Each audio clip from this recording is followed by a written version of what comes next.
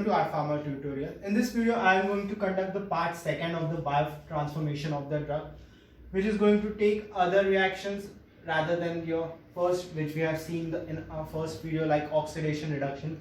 In this, we are going to see conjugation type reactions in biotransformation of drug part second. So let's begin. Let's start with the phase 2 reaction. So phase 2 reaction. So under phase 2 reaction, we are having four types of reaction: glucuronidation, amino acid conjugation, sulfation, and glutathione conjugation.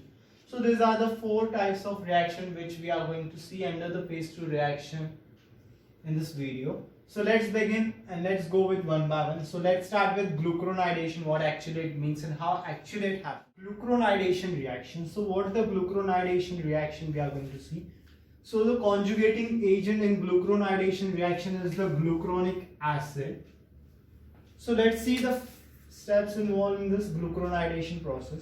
So alpha D glucose 1-phosphate reacts with uridine triphosphate, which undergoes reaction of pyrophosphorylase enzyme to form UDPG, which is your uridine diphosphate glucose. So uridine diphosphate glucose then reacts with two moieties of 2NAD plus water and undergoes reaction with an enzyme of uridine diphosphate glucose dehydrogenase to form uridine diphosphate glucuronic acid. And then this uridine diphosphate glucuronic acid reacts with RHX, which is your compound actually, with an enzyme of uridine diphosphate glucuronyl transferase to form a glucuronide conjugated product. So this is the steps and process involving glucuronidation, and this is the way the glucuronidation is happening and glucuronic acid is getting conjugated with the compound. It's a three-step process. Alpha D glucose 1-phosphate reacting with UTP to form UDPG, then UDPG reacting with two moieties of NAD, undergoing enzymatic activity of UDPG dehydrogenase to form uridine diphosphate glucuronic acid, and then this uridine diphosphate glucuronic acid react with RHX actually with your compound, undergoing an enzymatic activity of uridine diphosphate glucuronyl transferase to form a glucuronide conjugated moiety. So these are the three steps under the glucuronidation. So let's see other type glucuronidation, that are O glucuronidation and S glucuronidation. So under the glucuronide conjugation, we are having four types of glucuronide formation, like O glucuronide formation, N glucuronide formation, S glucuronide, and C glucuronide. So let's see with O glucuronide what it actually. So xenobiotics when with hydroxyl or carboxyl moieties when xenobiotic components are there. So it undergoes O glucuronide type reaction, where you can just see that example. Under hydroxyl we have taken amine and aliphatic alcohol. So under aliphatic alcohol we are taking chloramphenicol, and under amine we are taking N-hydroxydapsone. Carbonyl moieties like salicylic acid or aryl alkyl acids like phenoprophanes can undergo an O type of glucuronide conjugation. Nitrogen or N glucuronide conjugation. In this type we are taking example, means amides and amines are going under the N glucuronide conjugation type of a reaction. So we are taking example of aliphatic 2 secondary amine and amides. So aliphatic secondary amines we are taking desipramine, amides like meprobamate. S glucuronide conjugation, thiol containing groups mainly going under the S glucuronide conjugation. Example like thiophenol. C glucuronide conjugation means like endogenous moieties like bilirubin, catechol are going. Many endogenous moieties are undergoing mostly C glucuronide conjugation. So these are the some glucuronide conjugation reactions. So let's move with the further, and the second is a sulfate moiety conjugation with sulfate. Conjugation with sulfate moiety. So let's see the conjugate with sulfate moiety. It is also a two-step process, but we are just simplifying in three steps. It is also a two-step process like as your glucuronide conjugation. So let's see the process of formation of sulfate moiety firstly. So where your ATP plus SO4 minus 2 reacts with an enzyme and goes and form reaction of an enzyme ATP sulfurylase to form APS. Then APS plus ATP reacts with phosphokinase to form PAPS. What is PAPS? It's 3-phosphoadenosine 5 phosphosulfate. So phosphoadenosine phosphosulfate then reacts with your component to with the enzyme sulfotransferase. It lead to formation of RxSO3 and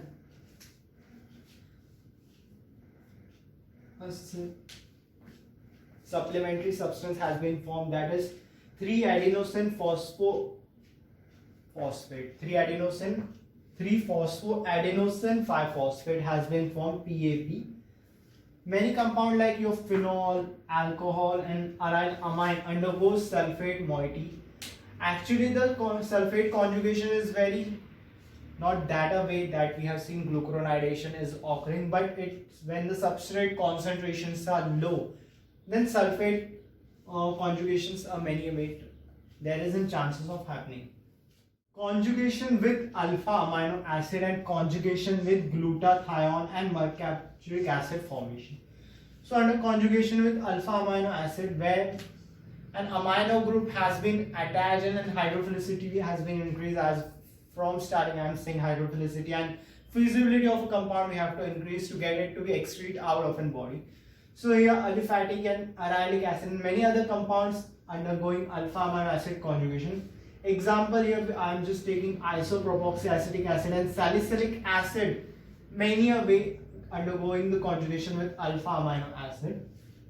Conjugation with glutathione and mercapturic acid formation. In this we just need to understand that ultimately lastly we are going to get mercapturic acid, and no enzyme activation is as such needed because is many a way the enzymes are much activated for glutathione conjugation. So these are the two type of conjugation. Last reactions of the conjugation, that are acetylation and methylation and some miscellaneous reaction.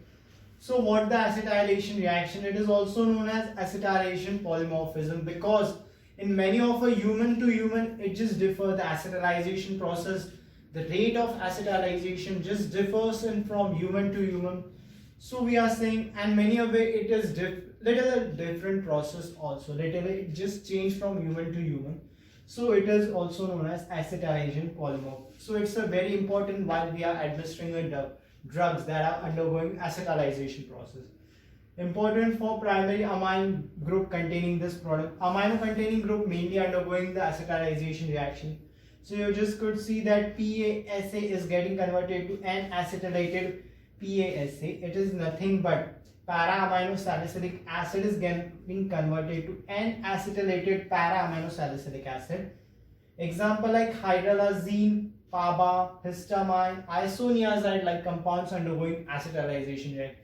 As you know that isoniazide is very important group containing compound under your tuberculosis we are using. So in that tuberculosis isoniazide we are using. So the isoniazide is mainly undergoing acetylation reaction. So it's a very important reaction. Methylation reaction. Methylation reaction, metabolite form are not much polar or water soluble. So it's not that a point of view when we are getting xenobiotic components, because it's not many of the xenobiotic components undergoing methylation reaction. Moreover, the endogenous compounds are undergoing the methylation reaction, and many a way the reaction is a synthetic process. Moreover, it's in synthesis of usually adrenaline, histamine, it is involved. So let's see the miscellaneous reaction data. So the miscellaneous reactions are ribose and taurine. So miscellaneous reaction. So ribose. So many endogenous compounds are undergoing ribose conjugation to form nucleotides, and many components, endogenous components are only there which are undergoing conjugation with your taurine. This is endogenous compound to form beta aminosulfonic acid, lead to formation of bile components formation.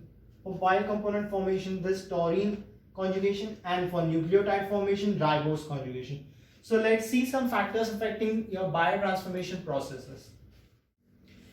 At the last, let's see the factors affecting the biotransformation process. So factors affecting the biotransformation process are physiochemical properties of drug, chemical factors, biological factors.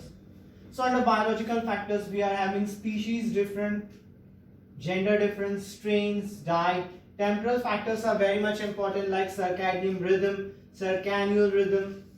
Means your GIT rhythm is actually a very important while biotransformation process, and other biotransformation process also depends upon your absorption process, the rate of absorption, because how fast we just want to excrete amount of the drug. Means you know that drug is harmful, so all the ADME parameters should work in a proper sense for biotransformation to get it happen.